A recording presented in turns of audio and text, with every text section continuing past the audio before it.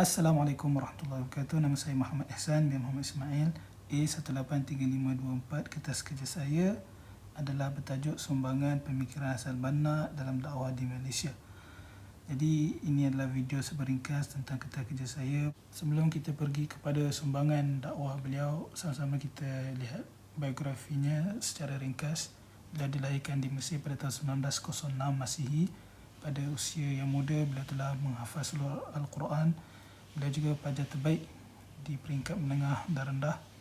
Dan pada umur 16 tahun, beliau telah sambung ke Darul Ulum, mengasaskan Ikhwan Muslimin pada tahun 1928. Dan beliau telah memperjuangkan jiwa dan raganya di dalam dakwah Ikhwan Muslimin, mengajak manusia kembali kepada Allah, sehinggalah beliau syahid ditembak pada tahun 1949 ketika beliau balik daripada kerja dakwahnya.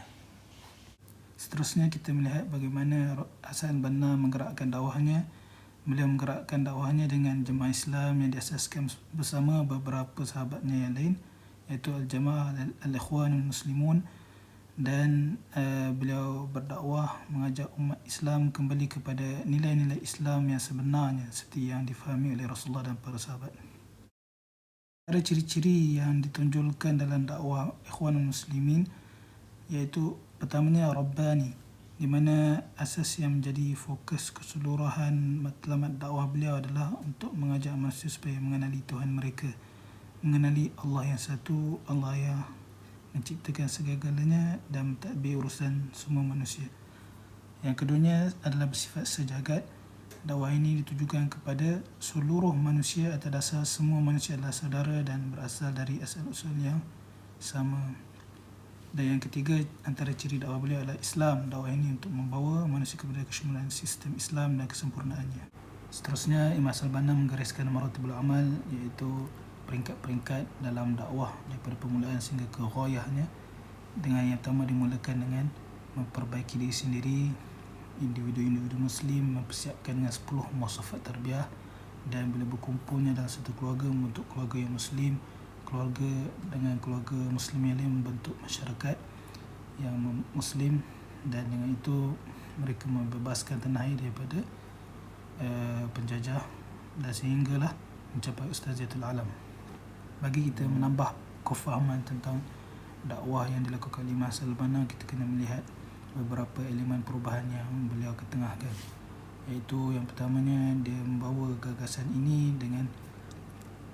ini adalah dakwah salafiyah, kemudian tarikat sunni, kemudian hakikat sufi, kemudian parti politik, kemudian pasukan sukan, kemudian ikatan intelektual, kemudian syarikat ekonomi, dan seterusnya agensi sosial, di mana dakwah dan gagasan beliau ini mencakupi seluruh aspek kehidupan manusia di atas muka bumi ini, tidak tertumpu pada satu-satu sudut juzuk dalam Islam sahaja, tapi membawa perubahan dalam sudut yang kamil, syamil dan mutakamil.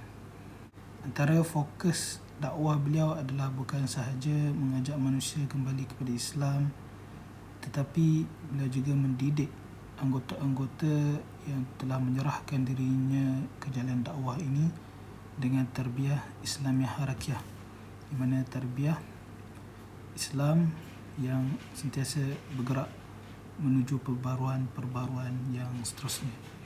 Jadi pada pandangan Imam Hassan Banna, dakwah dan tarbiyah tidak dapat dipisahkan, kedua-duanya bergerak seiring dan saling memerlukan antara satu sama lain.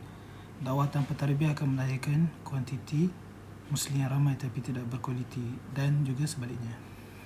Dan akhir sekali kita akan fokus kembali kepada sumbangan beliau di Malaysia, di mana sumbangan beliau tidaklah hanya di lokaliti Mesir sahaja, tapi berkembang ke seluruh negara sehingga Nusantara, dan terkesan juga di Malaysia, di mana gagasan dakwah beliau menjadi satu pegangan dalam beberapa entiti di sini. Dan kita akan lihat bagaimana terkesannya beberapa entiti kepada dakwah dan pemikiran beliau, antaranya kerajaan, parti politik, NGO, pertubuhan Islam dan institusi pendidikan. Dan juga kita akan melihat macam mana beberapa buah entiti seperti PAS, Ikram, ISMA, Haluan dan lain-lainnya sedikit mengaplikasikan fikrah dakwah beliau di Malaysia. Itu sahaja dari saya. Terima kasih. Assalamualaikum warahmatullahi wabarakatuh.